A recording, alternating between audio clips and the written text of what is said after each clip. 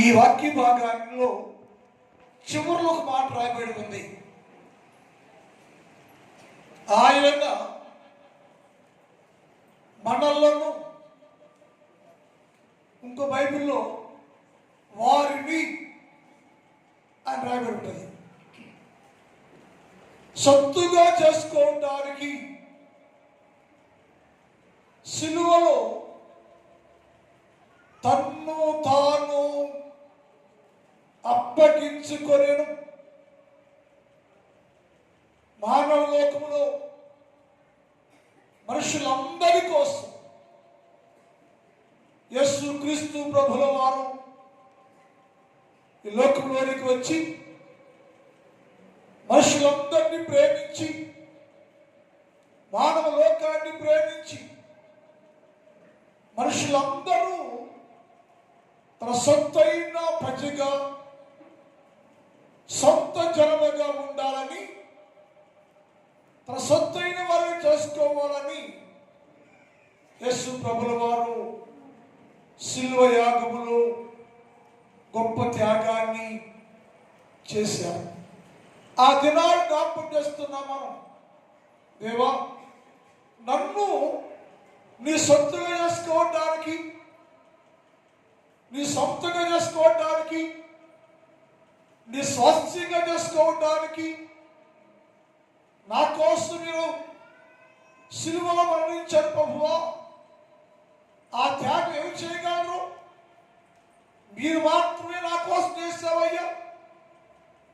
అయితే అదిరాలు జ్ఞాపకం చేసుకుంటున్నాను, నన్ను నీ అంతగా ప్రేమించావయ్యా, నన్ను నీ సొత్తుగా చేసుకోవాలని ఇంత గొప్ప త్యాగాన్ని చేశారని ఆనాడు యేసుక్రీస్తు ప్రభుల వారు సర్వమానవాళి కోసం చేస్తున్న గొప్ప ప్రణాళికను ఈ రాత్రి కాలంలో జ్ఞాపకం చేస్తున్నాం. యేసయ్య అన్నారు, నేను మీ కొరకు శిలువలో మరణించాను కదా, ఎందుకంటే మీరందరూ నా సొత్తైన ప్రజలుగా ఉండాలి. నేను కార్యం చేశాను. అయితే ఎవరు యేసుక్రీస్తు ప్రభుల వారు సొత్తైన ప్రజలు? అంత త్యాగం చేసి లోకమంతటి కోసం ప్రాణం పెట్టి రక్తాన్ని చిందించి గొప్ప కార్యం చేసిన యేసు ప్రభుల వారు, ఆ కార్యం చేసిన వారిలో ఎంతమంది యేసు సొత్తుగా ఉన్నారు?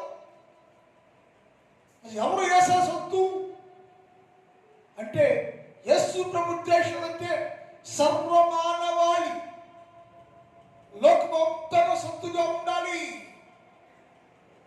నా సొంతంగా ఉండాలి అనుకుంటే కొందరు మాత్రమే అని ఏమనంటే, వారు కోసం నేను శిలువలో మరణిస్తే వారు నా సొత్తుగా ఉండాలని శిలువకి వెళ్ళాను. ఎవరు వాళ్ళు? ఒకటి, రాత్రి మనం ధ్యానం చేశాం, దుర్నీతిలో నుంచి విడిపించబడిన వారు యేసుక్రీస్తు ప్రభు యొక్క సొత్తైన ప్రజలు అని నేర్చుకున్నాం. 2026 సంవత్సరం వచ్చినా కానీ ఇంకనూ మనము దుర్నీతి బంధకాల్లోనే ఉండి శిలువ ధ్యానం చేస్తున్నామంటే యేసుక్రీస్తు ప్రభుల వారిని సిగ్గుపరుస్తున్నట్టు, అవమానపరుస్తున్నట్టు. ఇన్ని సంవత్సరాలుగా 2026 సంవత్సరాల క్రితం చేసిన గొప్ప త్యాగాన్ని ప్రపంచం అంతా కొనియాడుతూ ఉంటే మన దుర్నీతిలోనే ఉండి, దుర్నీతి బంధకాల్లోనే ఉండి శిలువ ధ్యానం చేస్తూ ఉంటే అది హాస్యాస్పదంగా ఉంటుంది. అందువలన యేసు ఉద్దేశం అంటే ఎవరైతే దుర్నీతి బంధకాల్లో నుంచి విడిపించబడతారో వారే నా సొత్తైన ప్రజలు అని రాత్రి కాలమును ధ్యానం చేశాం. రెండో చెప్పడేసయ్య, ఎవరు నా సొత్తైన ప్రజలు అంటే మానవాళి కోసం రక్తం కార్చాను నేను, ప్రాణం పెట్టాను నేను చనిపోయాను, నా ప్రభువు వారు ఎక్కువ చనిపోయాడని నన్ను ఎవరు ధరించుకుంటే వారు నా సొత్తు. యేసుక్రీస్తు ప్రభువు వారిని ధరించుకోకుండా ఆయన సొత్తుగా ఉండలేవు. ధరించుకున్నావని అర్థం ఏంటి? యేసు ప్రభువు వారు నీవు ఏకశరీరం అయిపోయావు.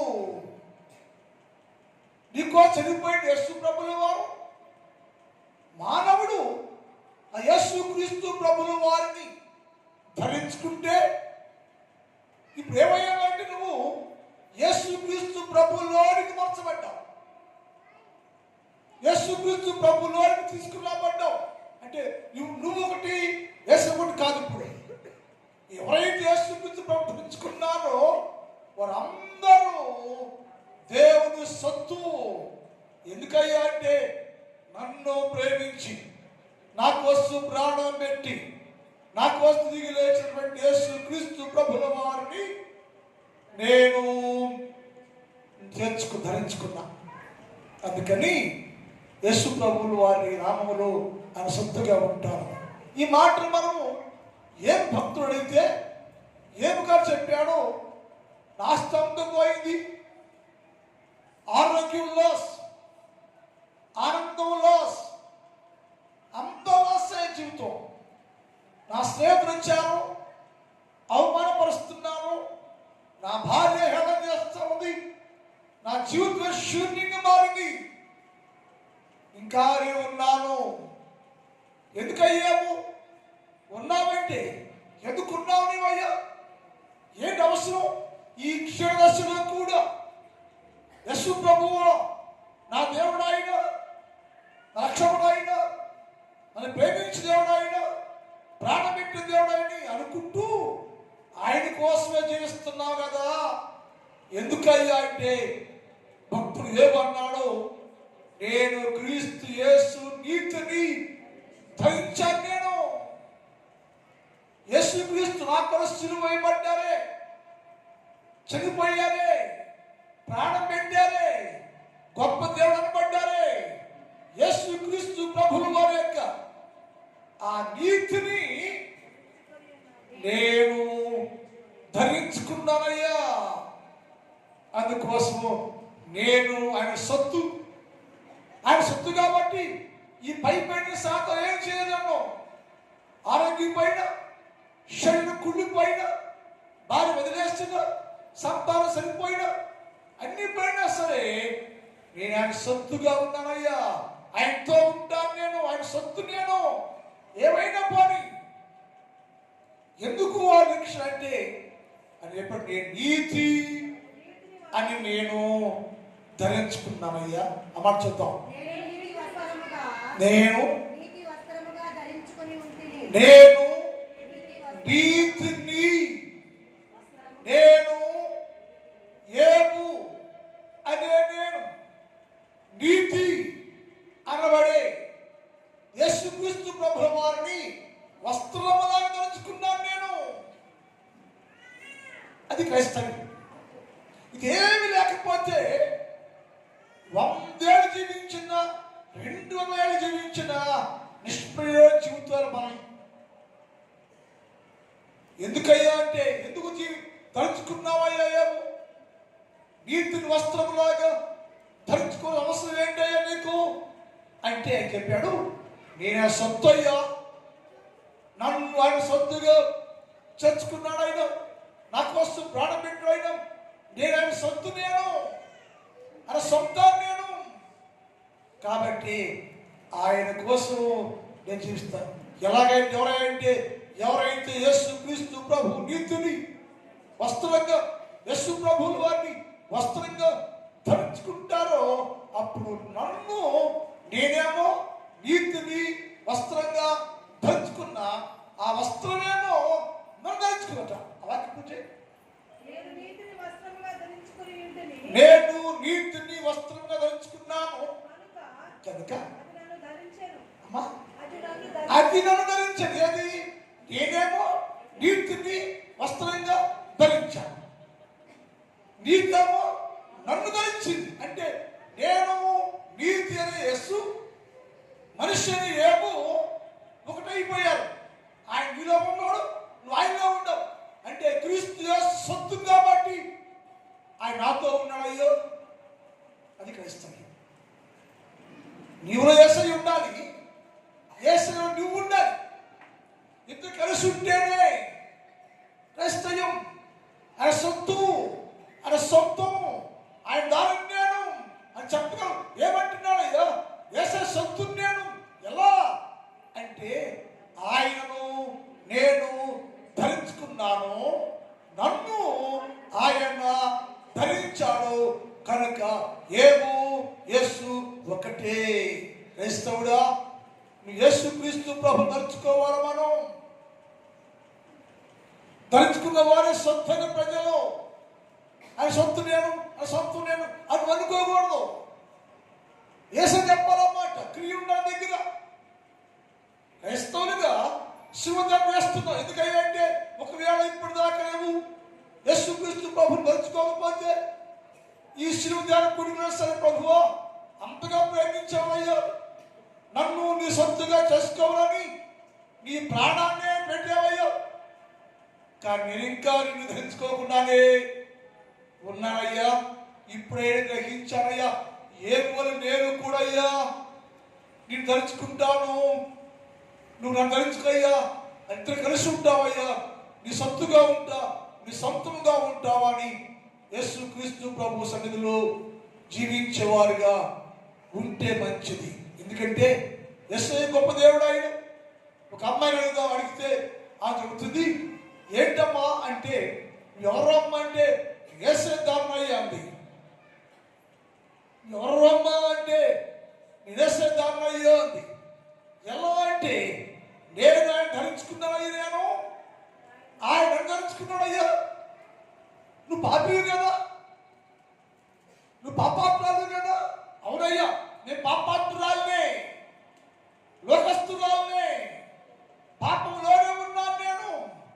కానీ యేసు ప్రభుల వారు నన్ను ప్రేమించి పరలోక మహిమను విడిచిపెట్టేసి భూలోకంలో పాపగా ఉన్న నాయకు వచ్చి నన్ను దర్శించి నాతో మాట్లాడి నా దగ్గరికి వచ్చి నన్ను పరామర్శించి నా కోసం రక్తం దాచి ప్రాణం పెట్టి ఓదార్చి నా జీవితాన్ని విలువించడయ్యా. ఆయన విలువ లేని నా జీవితం, గౌరవం లేని నా జీవితం, వేశ్యాల జీవితం, లోకంలో పాపైన జీవితం నాకయ్యా ఆయన విలువైన జీవితాన్ని ఇచ్చాడు.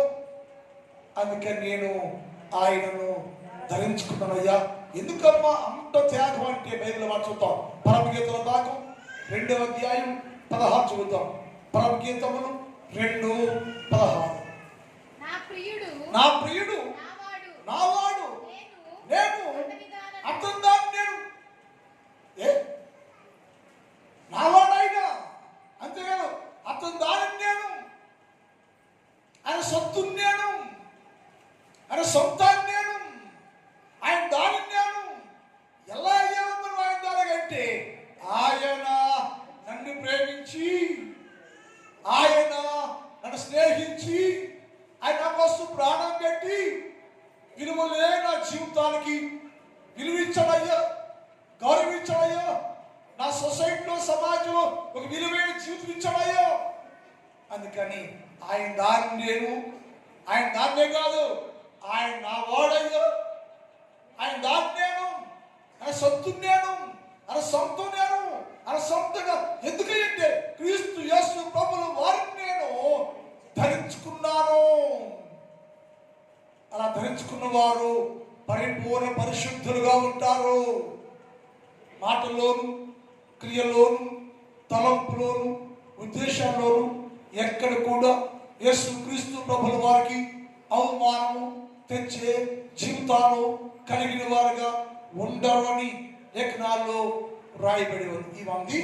ఎందుకంటే మాటేనా అంటే కాదయ్యా, నా జీవితం దేశైకే, నా జీవితం దేశైకే, ఆయనతోనే ఉంటా, ఆయన సొత్తుగా ఉంటా, ఆయన సొంతంగా ఉంటా. ఎందుకమ్మంటే నా కోసం ప్రాణత్యాగం చేశాడు కదయ్యా. అది విశ్వాసం జీవితం. ఈ ఆలోచన లేకుండా ఎన్ని సంవత్సరాలు క్రైస్తవుడుగా ఉండా, ఇయర్ మారింది, మనం చెప్పాను, ఇయర్ మారింది, ఇంటర్నల్ లైఫ్ మారలా, క్యాలెండర్ మారింది, క్యారెక్టర్ మారలా, ఏం మారకుండా ఆచారం చేస్తే ఎప్పటికీ నువ్వు క్రీస్తు సొంతకు ఉండలేవు. నీవు మనం ఏం చేయండి, మన కోసం, నీ కోసం, నా కోసం యేసు ప్రభువు వారు సిలువలో త్యాగం చేశాను, చనిపోయాను, ప్రాణం పెట్టాను. ఎందుకయ్యా అంటే నిన్ను ఆయన సొత్తుగా చేసుకోవాలని. ఆయన సొత్తుగా ఉండాలంటే ఎవరయ్యా అంటే క్రీస్తు యేసు ప్రభువుని ధరించుకున్న వారు. ఒకటి ఏమో, రెండు శూలమితే ప్రియురాల సంఘం. మూడోది ఎప్పుడైనా దావిది కీర్తన 132వ కీర్తన 9 చూద్దాం. 132వ కీర్తన 9. ఎవరంట? నీ యాజకులు నీతిని వస్త్రముగా ధరించుకొందురు గాక. నీ భక్తులు నిత్యము నన్ను హత్తుకొందురు గాక. ఎవరాళ్ళు? యేసుక్రీస్తు ప్రభు రక్తంలో కడగబడినటువంటి భక్తులు, యేసుక్రీస్తు ప్రభు రక్తాన్ని కడగబడిన భక్తులు ఎలా ఉండాలంటే మన సొత్తుగా ఉండాలి. భక్తులు ఎలా మార్చబడ్డామయ్యాను అంటే యేసుక్రీస్తు కలవలో కాల్చి రక్తం కడగబడ్డావు. నీవు నీకోసం ప్రాణం పెట్టాను, కడగబడ్డావు. నీవు యేసుకు తలుచుకున్నావు కాబట్టి భక్తులు అన్నాడు ఆయన. నా భక్తులు ఎప్పుడు నా సొత్తుగా ఉంటారు. నా భక్తులు ఎప్పుడు నాకు సొత్తుగా ఉంటారు.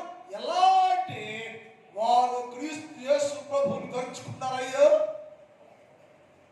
యేసు క్రీస్తు ప్రభువుని ధరించుకున్నందువలన భక్తులు అని పేరు వచ్చింది. ఆ భక్తుడు చివరిదాకా యేసు సొత్తుగానే ఉంటాడు, ఉండాలి. అది క్రైస్తవ్యం. మరి ఏమో మన జీవితాల్లో ఈ 4 రోజులు కొంతమంది ఏం తినరు, నేను అన్ని తింటా. జీవితం బతుకు బాగుండాలి. బతుకు బాగుండా చెప్పు వేసుకోకుండా చాలా ఉంటాయి. అది అనవసరం. క్రియ ఉండాలి కదా, భక్తి బాగుండాలి. మోసం ఏమవుదో భక్తిగా ఉండాలి. ఈ 4 రోజులు ఏం తినకుండా పండగ ఇష్టపడి తెల్లారి బతుకొని పడుకుంటే అది పాపం. అలా అవసరంలో వేషించడం అవసరం మనకి. నీ జీవితంలో వేసే ఆహ్వానించు, నీ జీవితంలో వేసే ఆహ్వానించు, వేసేది గ్రహించు. అయ్యా నేను పాపిని అయితే నాకు వాస్తవంలో మరణించావయ్యా నువ్వు అంటే చాలు. అయ్యా నేను పాపిని, నేను దుర్మార్గుడు, నేను దౌర్భాగ్యుడు, నేను నన్ను ప్రేమించావయ్యా, నాకు వాస్తవంలో ప్రాణం పెట్టావయ్యా. కాబట్టి నేను సొత్తుగా ఉంటా, నేను ధరించుకుంటాయో, నీ కుమారుడిగా ఉంటావని అనుకుంటే నిత్యము దేవుని సొత్తుగానే ఉంటావు. ఎవరు దేవుని సొత్తుగా ఉంటారంటే దేవుణ్ణి ధరించుకున్నవారు. రెండోది, అందుకు పౌలు గారు మాట చెప్తారు. రోమపత్రిక 13వ అధ్యాయం 14 చూద్దాం. రోమా మెట్టుకు ప్రభువైన యేసుక్రీస్తును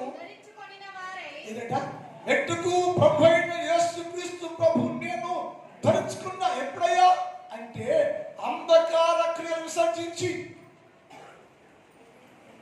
గమనించాలి, అంధకార క్రియలంత సేపు, అంధకార సంబంధనాలో ఉన్నంత సేపు నేను యేసు ప్రభుని ధరించుకోలేకపోయాను.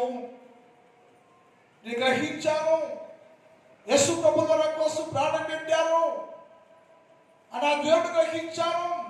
ఆయన మాత్రమే నా పాప పరిహారం చేయగలిగిన దేవుడు అని గ్రహించాను. నేను గ్రహించి అంధకార క్రియలు విసర్జించి తేజో సంబంధమైన విధోపకం ధరించుకొని నేను క్రీస్తు యేసుని ధరించుకున్నానయ్యా. ఆ ఎప్పుడైతే క్రీస్తు యేసు ప్రభు ధరించుకున్నానో నాలో ఉన్న పాప పాపేచ్చలు సిలువేయబడి అయ్యా. ఎప్పుడైతే నేను యేసు క్రీస్తు ప్రభుని తలుచుకున్నాను, యేసు తలుచుకున్నాను, యేసులోకి వచ్చాను, యేసులో బ్రతుకున్నాను, నాలో ఉన్న పాపేచ్చలు సిలువ వేయబడెను. కాబట్టి నేను అరిసొత్తైపోయాను. ఆ పాపేచ్చు నాలో ఉంటే, లోక సమస్యలు నాలో ఉంటే క్రీస్తు తలుచుకున్నా కానీ అరిసొత్తుని కానే కాదు. ఇప్పుడేంటంటేగా నేను క్రీస్తు యేసు ప్రభువుని తలుచుకున్నాను. నేను శరీరేచ్ఛను నెరవేర్చుకోవడానికి శరీర విషయమై ఆలోచన చేస్తున్నాయా. ఈ శరీర కోరికలు, శరీర ఆశలు నాలో ఉంటే ఎప్పటికీ నిశబ్దం కాలేదు కదా అని యేసు క్రీస్తు ప్రభుల వారిని ధరించుకున్న వెంటనే ఆయనలో ఉన్న శరీర ఇచ్చలు హెచ్చలు మొత్తము సిలువ వేసి దేవుని సొత్తుగా జీవించాడు. అందుకే సిలువకులు వచ్చింది, పౌరుకులు వచ్చింది, పౌరు కొనియాడబడ్డాడు. సొసైటీలో సంఘంలో పౌరు అంటే వ్యక్తికి ఘట వచ్చింది. కానీ ఏంటో నా పాపాని కోసం యేసు క్రీస్తు ప్రభుల వారు సిలువేయబడ్డాడు. అయ్యో, ఆ సిలువేయబడి యేసు క్రీస్తు ప్రభుని నేను తలుచుకున్నాను. తలుచుకున్న వెంటనే నేను ఏమయ్యానంటే నాలో ఉన్న పాప సంబంధ జీవితాన్ని నేను విసర్జించేసా, సిలువేసేసా, చంపేసేసా. అందుకని నేను క్రీస్తు యేసుకి సొత్తుగా మారాను. ఏ సొత్తుగా ఉన్నాను నేను, యేసు సొంత వ్యక్తిగా ఉన్నాను నేను. అందుకే పరలోక మహిమను చూస్తున్నాను నేను అని రాయబడింది. దేవుని పిల్లలారా, మన జీవితాల్లో సిలువ ధ్యానంలోకి వచ్చిన మనము ఏం చేయాలంటే యేసుక్రీస్తు సొత్తుగా ఉండాలి. యేసు సొత్తుగా ఉండాలంటే క్రీస్తు యేసు ప్రభుల వారిని ధరించుకోవాలి. ధరించుకున్నావంటే నీలో ఉన్న పాపేచ్చలు భాగ్యేచ్చలు సిలువ వేయబడవలెను.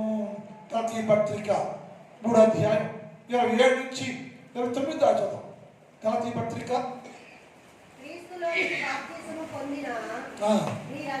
మీరందరూ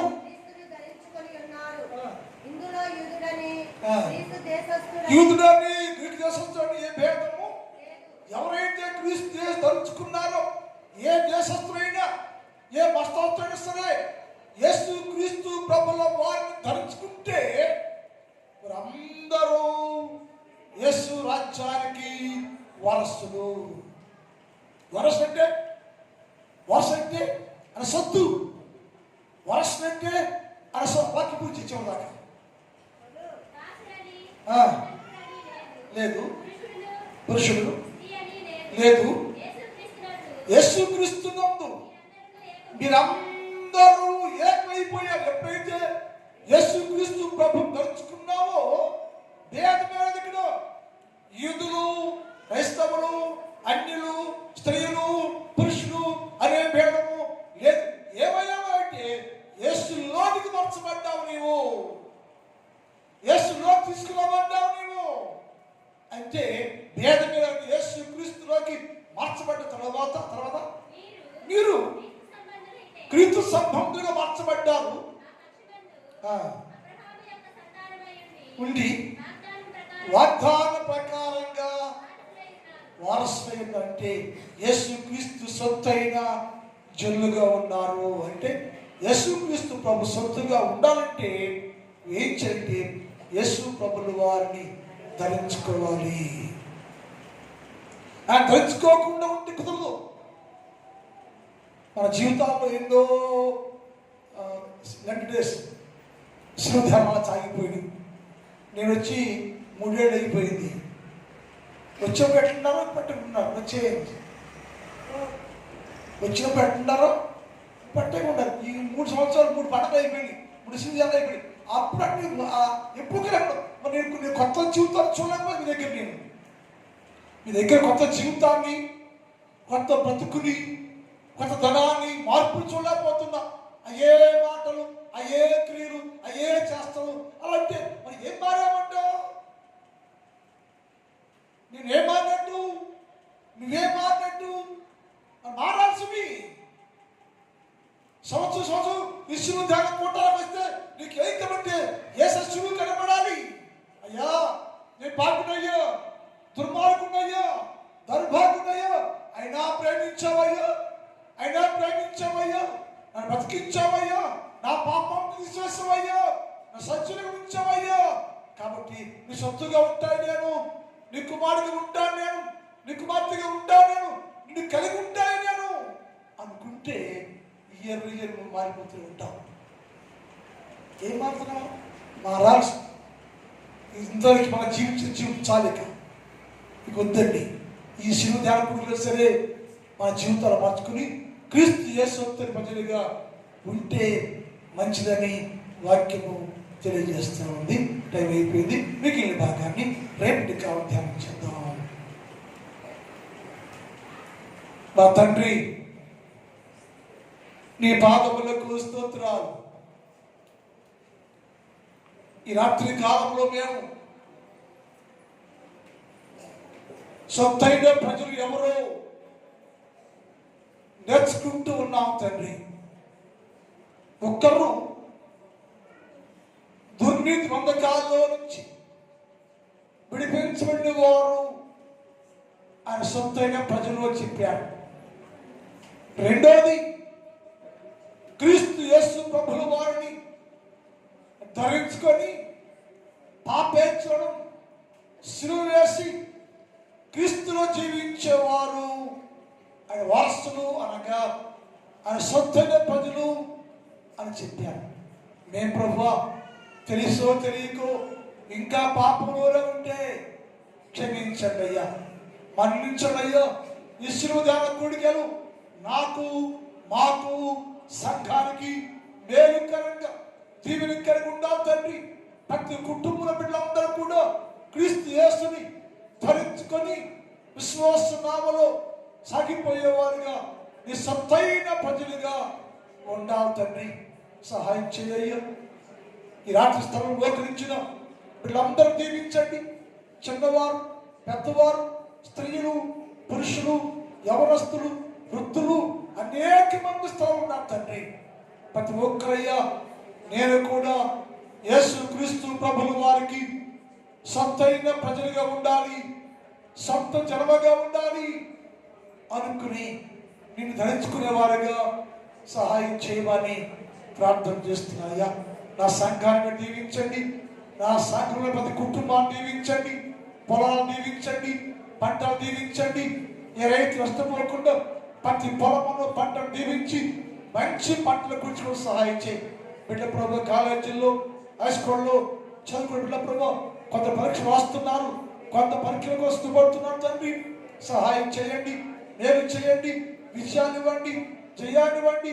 ఈ సన్నిధిలో బిడ్డలు పరీక్షలో మంచి ర్యాంక్ పొందుటకు సహాయం చేయ. ప్రతి బిడ్డను దీవించమని యేసు వారి పరిశుద్ధ నామములో ప్రార్థిస్తున్నాం తండ్రి. నిలిచిపోదామండి. ఎందుకో నన్నింతగా నీవు ప్రేమించితివో దేవా, అందుకో నా దీన స్తుతి పాత్ర. హల్లెలూయా యేసయ్యా, హల్లెలూయా యేసయ్యా. నా పాపము బాపు నగరు